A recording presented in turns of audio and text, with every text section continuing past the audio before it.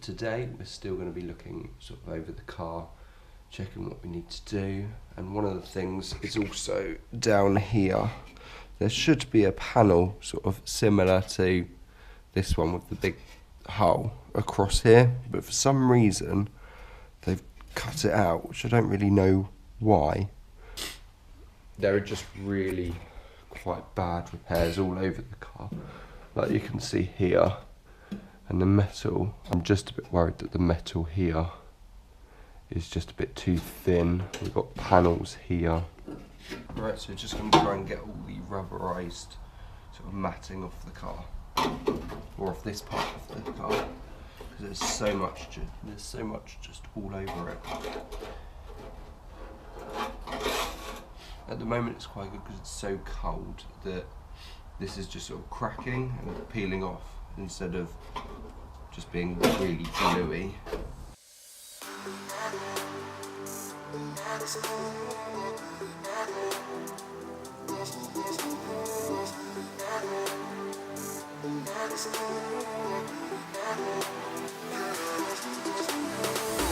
Right, so I've just been taking more and more of the sort of rubber matting off down here and all under here, and it's just, there's just so much of it, and when you take it off, find more holes. And I was hoping that the soda blaster would have done that, because that's what he was supposed to have done. He was supposed to have stripped down all of the rubber sort of matting and used like a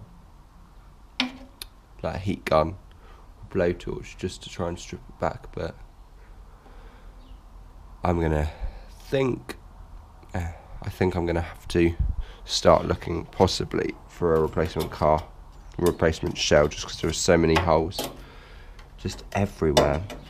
There's one up here, just so many poor welds, and so my motivation is sort of slipping with the more and more things I find on this car. So I feel like I'll need to watch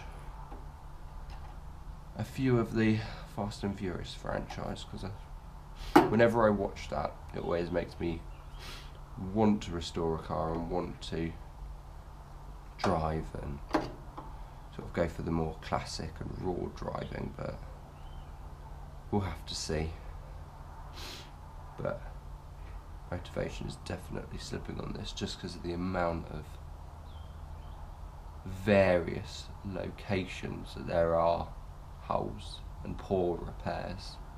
So I might look to get a shell possibly to cut parts out of, or a shell possibly just to replace this one with. So I'll keep everything the same, so I'll stay with a Mark 1. So I'll cut parts out of this car and stick it into that, but we'll see. It's just a lot of work. I'm going over to Paul's to have a look at the gearbox, because he stripped that down, and I need to decide and have a look at what parts we need to replace of that. So gearbox is all apart. We've got a problem with the lay gear where it's missing a few teeth, and also one of the bearings in it, or one of the washers, is broken, and we're going to have to order another part, and they don't make it anymore. There are a few parts at the bottom of the gearbox that were just sitting there, obviously broken for a little while.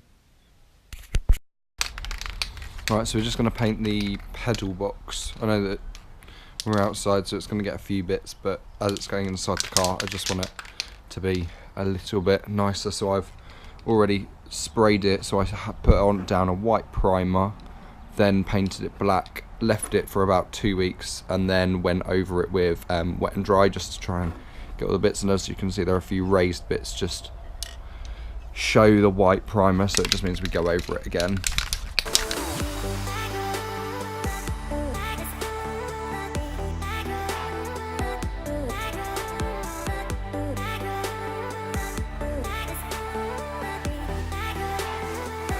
Right, so it's slowly drying. We've got a really nice shiny finish on it. We just need to do this underside when this side is dry. Feeling a bit more upbeat about the car. Wasn't going to include the bit about how I was feeling about the car. Just feeling a bit down about it. but I thought it'd be better to include it because that's actually a thought that probably goes through quite a few people's minds when they're restoring a car, because it is a lot of work, but when you see the cars driving around, it's really worth it. If you like this video, if you like the other videos, subscribe, like, comment, any help would be great. If you follow my Instagram, you'll probably partly know what the surprise is going to be.